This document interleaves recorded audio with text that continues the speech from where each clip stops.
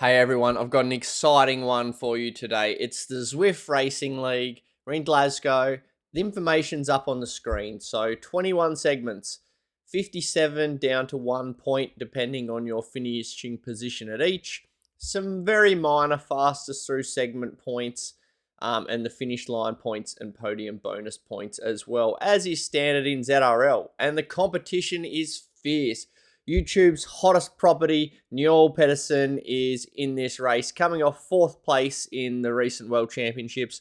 We're in the Europe Lime League, which is probably the strongest league across the globe, you would have to say, or at least very close up there.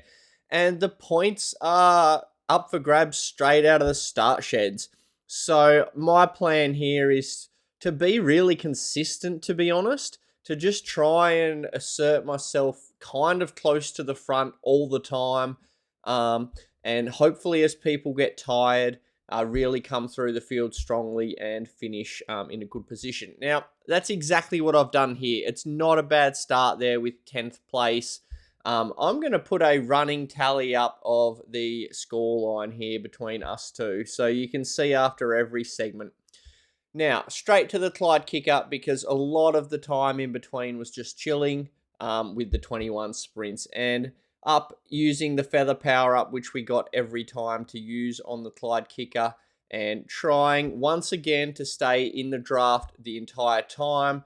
There goes that RWB jersey with the bucket hat. Keep a close eye out for that one throughout the race.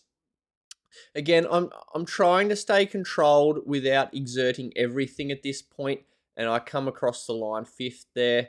Those FTS points that Newell gets really help him out at this early stage in the race. So you can see I've got a little bit of a deficit so far.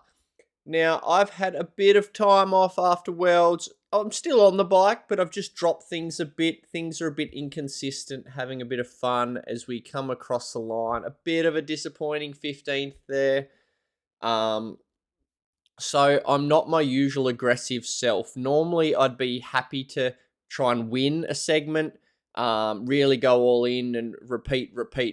But today, the aim of the game is to never lose the wheels, because I just don't, by getting ahead, because I just don't trust my form at the moment. So again, I'm trying to be up there without exerting everything. It's a pretty solid result.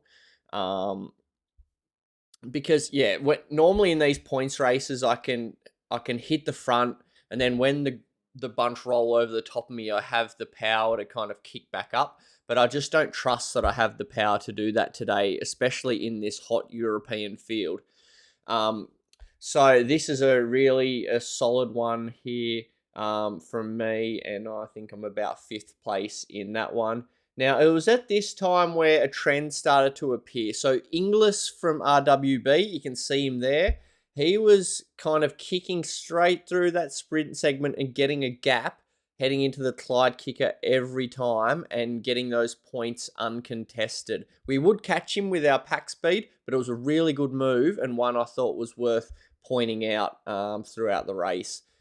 But again, we're on the Clyde kicker, and I'm feeling okay. These efforts are obviously hurting because I've done no real intensity since the Worlds. But I know that everyone else is going to be tired as well, and it's kind of starting to fall into my plan of having some left in the second half of the race. That was where I really wanted to do my damage, and you can see there the gap's still about 18 points and not closing. The only problem with my strategy, which I'll show you a few examples in a minute, this one is a really pretty well-timed sprint, I would say. Another 7th place. I'm really hovering around the kind of 4th to 7th mark on these segments, but staying with bodies ahead of me. Clyde kicker again this time. Coming from the back, trying not to hit the front too soon, because the pack's also so evenly matched in terms of these sprints that if you just lose the draft, which I might have there, you get a little bit swamped like that, and that was more like a 10th place finish for me. Heading into the champion sprint yet again. I think I end up timing this one reasonably well. I see the cryo rider there hit the front, so I kind of waited with my move a little bit. And then again, I'm sitting on the Dragons guy, and I know no one's really coming past, so we sit down, get that recovery as soon as possible, as we're approaching the halfway point of the race. Now, as I was kind of saying, I wanted to assert myself in the second half of this race, look for breakaways, which can potentially happen on this course once people start to get tired, because obviously if you can be in a breakaway, those FAL points become easier and easier as the pack are all sprinting, they stop chasing. I've seen it happen in other leagues, but I was unsure if this league would if that would happen with the kind of the depth across the field. Now, as I was saying, the only problem with my strategy of coming through in the second half was that because everyone was tired, they're now sprinting later. And I was finding myself, even though I was willing to put in more power, I was just finding that instead of getting better positions, I was just timing the sprints worse. So it was a bit of a catch-22, and the plan didn't really work as I wanted to in that sense because, yeah, I was ready to assert more power, but when I did it, I found myself at the front and would get kicked over the top of. And as well as that, I probably just didn't have the power off the last few weeks of work to really go for it. Now, on this lap was one of those breakaway opportunities that I was talking about. So you can see Bryn from Wahoo there, Newell, and I now have a 2-second gap. This was looking quite promising, especially for the FAL points on this segment, if the guys would work together. I didn't take a turn here, which, I don't know, might have not been the best decision as the group are catching us. But I think I have a pretty good sprint in this one in the end and come across the line ahead of these two guys. And I think I just get caught on the line by our other Norwegian friend from Welds. You can see the beast mode kit in a moment coming at 15 watts a kilo is about to absolutely storm past with momentum. And there he goes. So, but yeah, second actually was my best segment of the day. I didn't actually win any throughout the race. I was just really consistent throughout. Now, these sprints just seem like they're coming thick and fast. I don't know about you, but like, how many have we done now? Probably like 13 or 14. Everyone's legs are getting pretty tired at this point. I thought I might be in a good position following this RWB move, but I think it actually wasn't the best move in hindsight. As I said, some of my timing in the second half when I had the power just wasn't up to scratch and where it needed to be. You can see a few guys kick over the top of me there. But I have closed the gap. It's now down to 8 points. So things are getting really tight in that battle between the World Championships finalists from this year. Now, I'm not sure if I mentioned this earlier, but I had a bit of a streak to keep alive as we go up the Clyde Kickr. I had not lost a ZRL points race in the regular season for 3 years. And so I was thinking today was certainly going to be the first one of those, coming off my last few weeks of training, which haven't been as much against this kind of level of competition.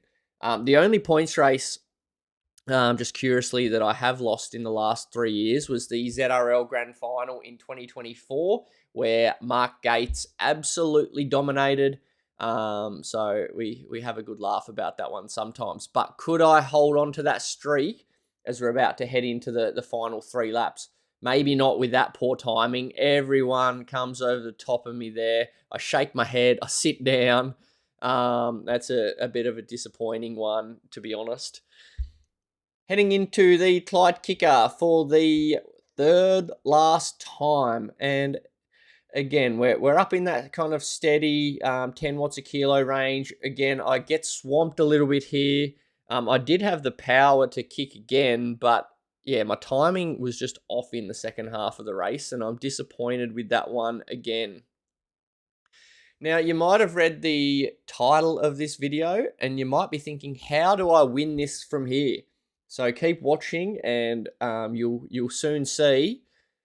Here's another sprint, no draft there. I'm going to get swamped, no doubt. Not by as many riders as I thought, but another case of if I timed that better, I certainly could have probably won that bunch sprint. So 2 laps to go, 17 points is the difference. My Rainbow Chasers teammates there in those Rainbow level 50 kits are still in the bunch. We've got a really solid contingent today. I think there are still at least 4 or 5 of us in this bunch at this point, and the boys do a really good job against some of the top community teams going around. Finish right around that green bucket hat again. Now, on the second last lap, I saw a move going, and this is the time where things are dangerous. There were riders that are really dangerous, kind of breakaway contenders, so I use my aero early, knowing that it's dangerous and that I don't probably have the raw watts that some of these guys up ahead have, so I need to really push with everything I have to try and get myself in this if it is a break. But even just to get these FAL points, which I'm timing really nicely, I'm going to come across in second place behind the superior Norwegian. He's strong, isn't he? I thought he might try and continue at this point, but I notice he eases off the gas, and so do I, but I am prepared in case there is some kind of move on the last lap. There was, in fact. But it was by Inglis, and he just had so many raw watts combined with momentum that I was never a chance to have a look at that move. And again, it's a points race, so the overall result when you cross the line doesn't matter so much anyway. So I come across the line on the second last segment in 4th. I seen you all going with 800 to go. I've seen this move plenty of times, and I know that this is all in. I need to stay in the draft in order to get a good result here. There's going to be no slowing down from now until the finish line. This is my ticket to a good finish line result here. You can see that there are 3 or 4 of us that have jumped across. Zach Nair's their teammate today, and there's 5 of us here. We are 4 seconds behind Inglis still, but this little group are going to battle it out for second place across the line. I've got a bit of momentum, but I don't have the legs. I can pretty quickly see that I'm going to take 3rd place across the line. Newell, too good. Give him a clap. The points are there. He has won, despite what the WTRL results say. Here are the numbers. I will show them on the screen now. WTRL has me at 1190 and Newell at 1149. They've added an extra segment somewhere from me, so I'm not claiming that one.